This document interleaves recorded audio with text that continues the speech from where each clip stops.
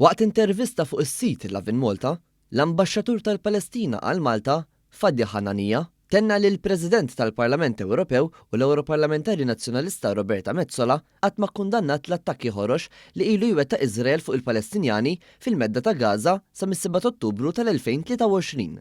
Mistoqsi minn Tim Diakono dwar jekk kienx waħda mill-persuni li ffaċilitat il-ġenoċidju fir-reġjun, l-Ambaxxatur tal-Palestina spjega li fl-aħħar mill-aħħar Iżrael u l-pajjiż li qed jagħmel dawn l-atroċitajiet u Metsola dejjem appoġġjatu. Tenna li saħansitra qatt ma kkundannat il-qtil ta' 17,000 tifel u tifla innoċenti u kienet fost tal-ewwel li ppożat għal ritratti u l-filmati tappoġġja lill-Iżrael libsa l-ilbies protettiv ta' dawk li jmorru għall-gwerra. Do you think Roberta Metsola is a genocide enabler? Well, we have to be honest with each other. Israel is the one who's committing the crimes. Supported by many other players in the region, but at the end of the day, Israel is a problem. And you don't think that her wording is clear enough then?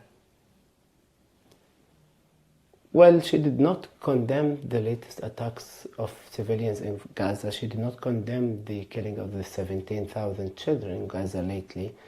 And she took the side of Israel on October 7, unfortunately, forgetting the 75 years of occupation. Din id-dikjarazzjoni minn Ħananija saret ftit wara li fuq l-istess Lovin Malta Metsola nnifisha qalet li hu biss il-Partit Laburista u l-midja tiegħu li jgħidu li hi faċilitat ġenoċidju, avolja kien hemm anke protesti f'diversi pajjiżi kontrija f'dan ir-rigward. Willingly jew le a genocide enabler? L-unika persuna li tajtek hija l-Partit Laburista. Le, mhux vera. Fost l-oħrajn, studenti fl-Università ta' Vienna kienu qalu lil Metsola f'wiċċha li għandha idea mċabsin bid-dem ta' eluf ta' vittmi innoċenti Palestinjani u waqt li injorathom dawn spiċċaw jinħarġu l-barra bil-pulizija.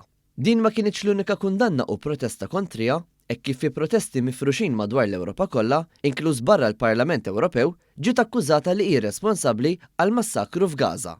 Min-naħa l-oħra, l-Ambaxxatur tal-Palestina jirrikonoxxi li l-Gvern Malti anke permezz ta' rwol ta' pajjiżna fil-fora internazzjonali kien spalla b'saħħitha għal ġustizzja fir-reġjun.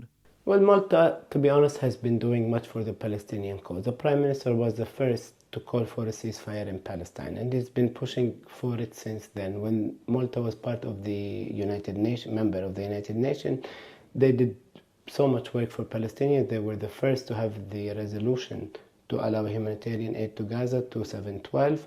Then when they were heading the UN Security Council in April 2024, they called for a session for the question of Palestine, and they had a session for granting Palestinian statehood membership at the United Nations. Yes, Malta has been a big supporter of justice.